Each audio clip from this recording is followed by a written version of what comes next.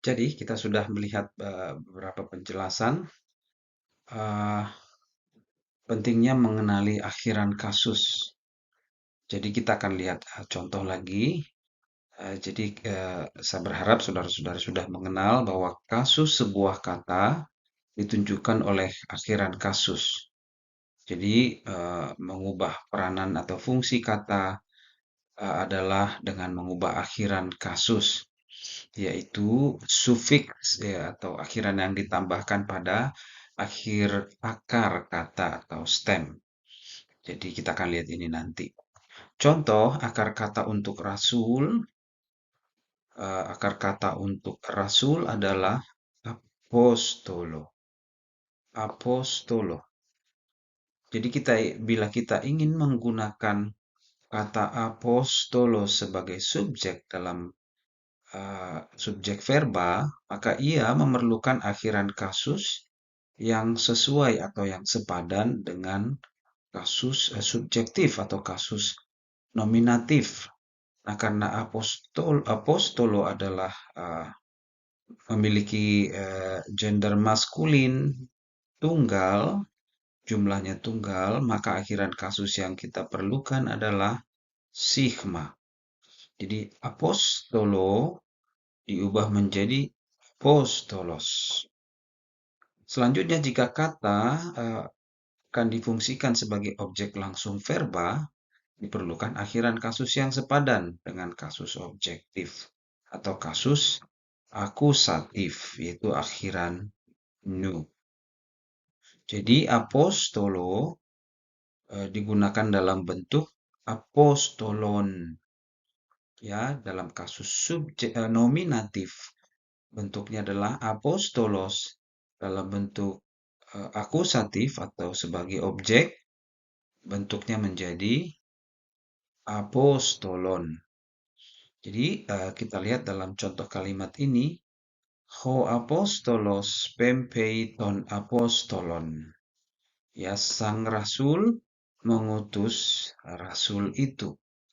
Jadi apostolos, ho apostolos, kata yang pertama ini berfungsi sebagai subjek karena akhiran kasusnya sigma. Sedangkan ton apostolon berfungsi sebagai objek atau kasus akusatif sesuai dengan akhiran kasusnya. Nah, kita akan lanjut pada akar kata atau stem yang kita sudah sebut di awal beberapa kali. Jadi kalau sebuah akhiran kasus diambil dari nomina, maka yang tertinggal adalah stem.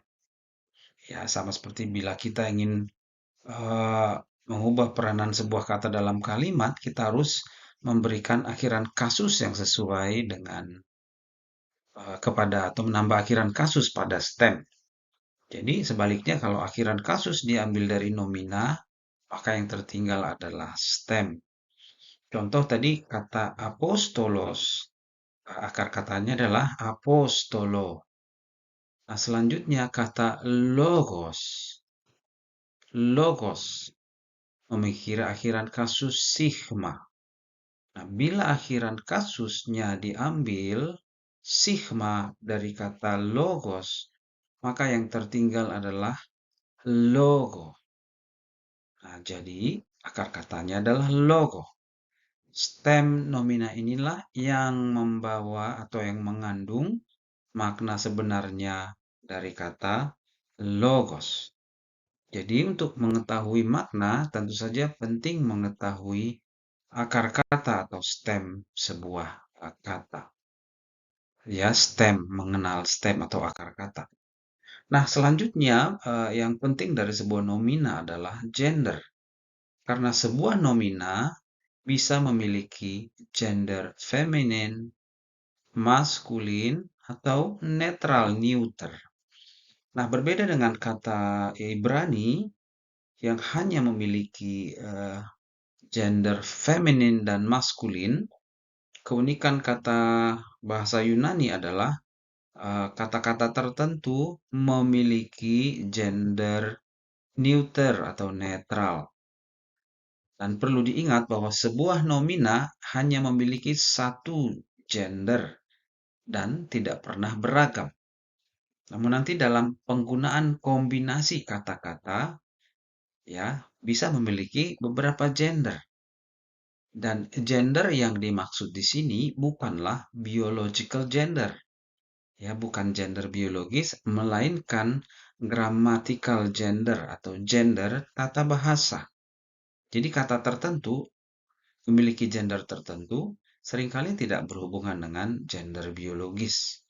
Contoh yang pertama ini, kesoterian, keselamatan, itu memiliki gender feminin. Tidak berarti bahwa yang memiliki keselamatan adalah perempuan secara biologis. Yang selanjutnya, pneumatos atau roh. Nah, roh ini memiliki gender neuter atau netral. Nah, tidak berarti bahwa roh eh, secara biologis tidak memiliki gender maskulin dan feminin. Nah, selanjutnya aletheia atau kebenaran memiliki gender feminin. Tidak berarti bahwa orang-orang yang hidup dalam kebenaran adalah orang-orang yang feminin. Contoh lain, mathetes, murid. Ya, murid ini dalam bahasa Yunani memiliki gender maskulin. Tidak berarti bahwa orang-orang yang menjadi murid adalah orang-orang yang laki-laki. Jadi ini adalah gender gramatika atau gender tata bahasa. Tidak selalu ini berhubungan dengan gender biologis, laki-laki perempuan yang kita kenal secara biologis. Nah, beberapa pola dapat kita ingat untuk mengenal gender sebuah kata. Jadi ada pola-pola tertentu yang memudahkan kata-kata dengan akhiran os. Misalnya angelos, angelos, apostolos, uranos, patros. Nah, yang memiliki akhiran os ini biasanya memiliki gender yang maskulin. Os, akhiran os, maskulin. Kata-kata dengan akhiran on ini biasanya memiliki gender yang neuter atau netral. Paidion, dendron, paidion, dendron. Nah, kata-kata dengan akhiran eta atau alfa ini kebanyakan memiliki gender feminin. Contohnya arche, anatole, hierosolima, fone, suara ya. Jadi perhatikan bentuk ini karena bentuk ini seringkali berulang dan menjadi pola yang mudah kita kenali seiring dengan semakin banyak kita membaca teks-teks Yunani. Nah, setelah gender yang juga kita harus kenali yang melekat pada kata adalah jumlah. Ya, jumlah.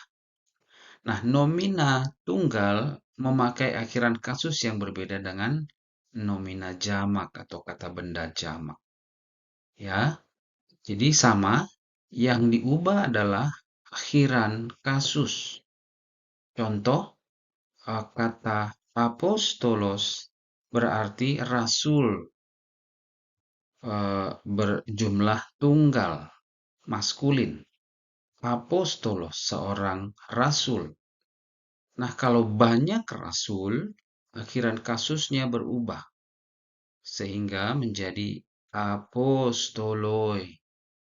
Nah, perhatikan perbedaan bentuk jamak dan tunggal pada kata ini ditandai oleh akhiran atau perubahan akhiran kasus sigma dan iota. Contoh lain adalah logos. Bentuknya nomina tunggal maskulin dalam bentuk jamak maskulin menjadi logoi. Logoi. Nah, ada satu tata bahasa lain yang saudara-saudari perlu kenal lebih baik, setidaknya jika ingin belajar atau studi bahasa Yunani lebih lanjut. Nah, ini adalah deklensi, ya, deklensi. Ada pola-pola yang berbeda dalam bahasa Inggris dalam membentuk jamak. Nah, dalam bahasa Yunani ada tiga pola perubahan ini, atau tiga pola infleksi. Nah, masing-masing pola ini disebut sebagai deklensi. Ini adalah hal yang harus saudara-saudari hafalkan. Deklensi apa yang diikuti oleh nomina tidak mempengaruhi arti kata. Deklensi yang berbeda hanya memengaruhi bentuk akhiran kasus. Jadi berbeda deklensi, tentu saja berbeda akhiran kasus. Dan satu nomina hanya dapat memiliki satu deklensi. Nah, contoh atau yang pertama adalah deklensi pertama, yang kedua deklensi kedua, yang ketiga deklensi ketiga. Nah, deklensi pertama, akar kata atau stem nomina berakhir dengan huruf alfa atau ita. Nah, ini harus dihafalkan. Kata-kata tersebut memakai akhiran-akhiran deklensi pertama. Dan seperti sudah disebut sebelumnya, kata-kata dengan yang berakhir dengan huruf alfa atau ita kebanyakan atau biasanya feminin. Agape, metera, basileia. Nah, pada deklensi kedua, stem nomina berakhir dengan huruf omikron.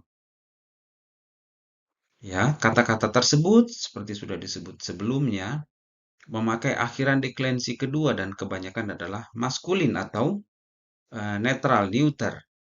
Logo, apostolos, ergon. Sedangkan deklensi ketiga ini lebih sedikit ditandai oleh stem nomina yang berakhir dengan konsonan. Jadi pada deklensi ketiga stem nomina berakhir dengan konsonan. Contohnya nanti kita akan lihat sar, daging. Nah, namun demikian tidak semua kata Yunani dapat dideklensikan atau mengikuti perubahan tadi. Seperti nama pribadi dan kata-kata yang dipinjam dari bahasa lain. Jadi karena ini berasal dari bahasa lain, bentuknya tidak berubah. Ya, tidak peduli apa arti dan fungsinya dalam sebuah kalimat. Contoh kata Israel. Ini Israel. Jadi akan ditulis Israel. Apakah ia berfungsi sebagai subjek atau objek langsung? Karena ini adalah nama pribadi atau kata-kata yang dipinjam dari bahasa lain. Masih banyak yang akan kita pelajari tentang nomina yang akan kita bicarakan pada video selanjutnya.